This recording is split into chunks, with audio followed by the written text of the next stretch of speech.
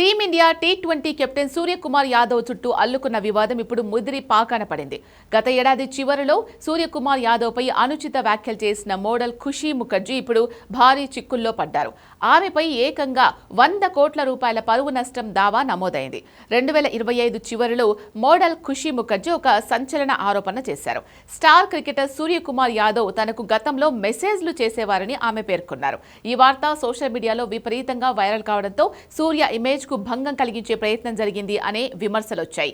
ఈ ఆరోపణలపై సూర్యకుమార్ యాదవ్ నేరుగా స్పందించినప్పటికీ అతని అభిమానులు మాత్రం తీవ్ర ఆగ్రహం వ్యక్తం చేశారు.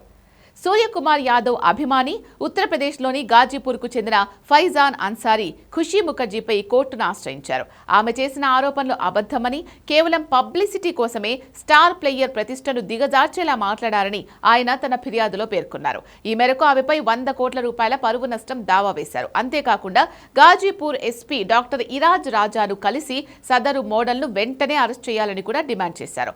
తాజా సమాచారం ప్రకారం ఈ లీగల్ నోటీసులు కేసు తీవ్రతను చూసి ఖుషీ ముఖర్జీ ఒకంత ఆందోళనలో ఉన్నట్లు తెలుస్తోంది. ఆమె ఇప్పటికే తన వ్యాఖ్యలపై వివరణ ఇచ్చే ప్రయత్నం చేశారని, ఇప్పుడు క్షమాపణలు చెప్పి ఈ వివాదాన్ని ముగించాలని భావిస్తున్నట్లు వార్తలు వస్తున్నాయి. అయితే సూర్య అభిమానులు మాత్రం ఈ విషయాన్ని అంత తేలిగ్గా వదిలేలా కనిపించలేదు. ఒకవైపు బయట ఇన్ని వివాదాలు నడుస్తున్నా సూర్యకుమార్ యాదవ్ మాత్రం తన ఫోకస్ అంతా ఆటపైనే పెట్టాడు. త్వరలో జరగబోయే టీ20 వరల్డ్ కప్ 2026 కోసం సూర్య సిద్ధమవుతున్నాడు.